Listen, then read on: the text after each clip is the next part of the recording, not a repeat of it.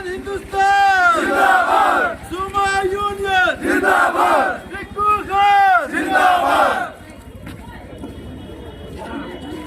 आजाद हिंदुस्तान जिंदाबाद, आजाद हिंदुस्तान जिंदाबाद, transport union जिंदाबाद, ट्रांसपोर्ट यूनियन जिंदाबाद, रिक्कू खान जिंदाबाद, रिक्कू खान जिंदाबाद, रिक्कू खान आगे बढ़ो, हम तुम्हारे साथ हैं, रिक्कू खान आगे बढ़ो, हम तुम्हारे साथ हैं।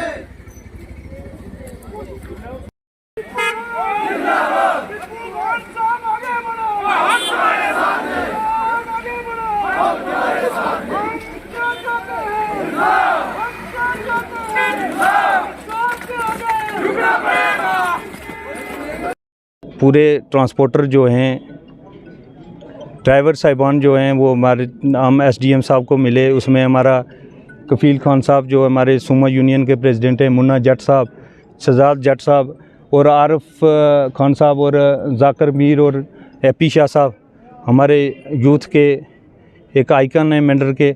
सारे हम मिले यहाँ ऊपर एसडीएम साहब से, बड़ी तफसील में बात हुई। हमने बताया कि हमारे जो ड्राइवर भाइयों के साथ ज़्यादती हो रही है कि ये बस स्टैंड आपने जो खाली किया है इस पर आपको गौर करना चाहिए। और चंद लोगों की वजह से जो 2-4 गुंडे नासर लोग हैं जो हाई कोर्ट तक पहुँचे और हमारे भाईचारे में खलल डालने की कोशिश कर रहे हैं और हमारे ड्राइवरों के पेट पे चक्कू चला रहे हैं और इन पर बुलडोज़र चला रहे हैं कि इनका कारोबार जो है बंद हो।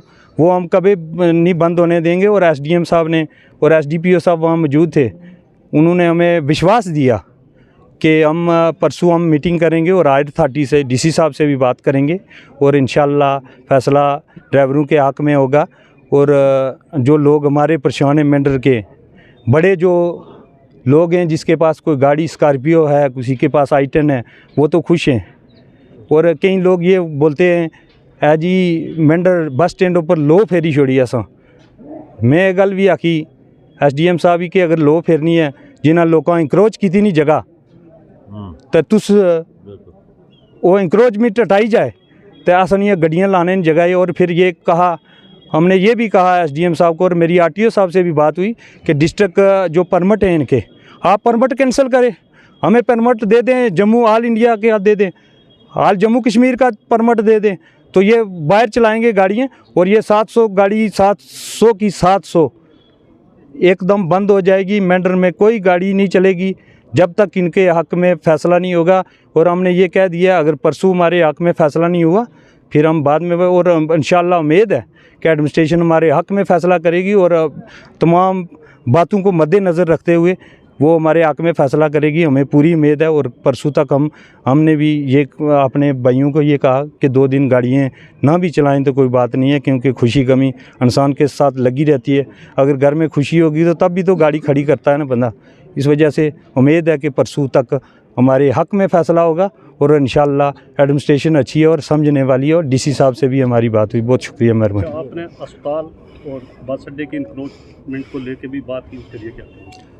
ये मैं जब से डीडीसी बना हूँ मैंने हर कौंसिल की मीटिंग आप देखेंगे सोशल मीडिया का ज़माना है। जब भी हमने बात की कौंसिल की मीटिंग में हमारी लड़ाई हुई इस वजह से कि हमारा जो है हॉस्पिटल की लैंड है उसको इंक्रोचमेंट हटाई जाए, लेकिन जो डिस्ट्रिक्ट एडमिनिस्ट्रेशन है उनके कानून तक जूं तक नहीं रेंगी।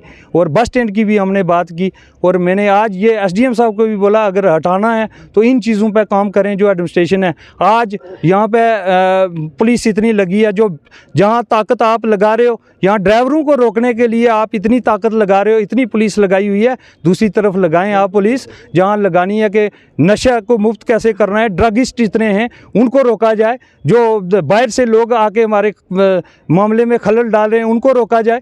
तो यहाँ हमारे गरीबों पे ये अगर किसी ने जाने अनजाने में हमारे किसी भाई ने गलती कर दी, अगर यहाँ पे छोटा सा हादसा बस स्टैंड पे हुआ, वीडियो वायरल हुई, वो इतना बड़ा इशू नहीं था, वो हमने पैच अप कर दिया। भाई भाइयों से लड़ता है, घर चाचा भतीजे से लड़ता है, भतीजा चाचे से लड़ता है, वो इतना बड़ा मैटर नहीं था, कोई इतनी बड़ी तूल पकड़ा दी। और कई लोग यहाँ से इन छोटे जो नए लोग ट्रांसपोर्टर बन के यहाँ पे आए, उनको लेके हाई कोर्ट जाके पहुँचे। और मेंढर की आवाम बखूबी जानती है और ड्राइवर तबका जानता है कि हाई कोर्ट में कौन प्रैक्टिस करता है, कौन लेके जाता है, किसने जाके वकील करके दिया, किसने ये ड्रामा किया, किसने डीसी साहब को फ़ोन किया, ये सब हमें पता है और बहुत जल्दी हम बताएंगे भी इंशाल्लाह।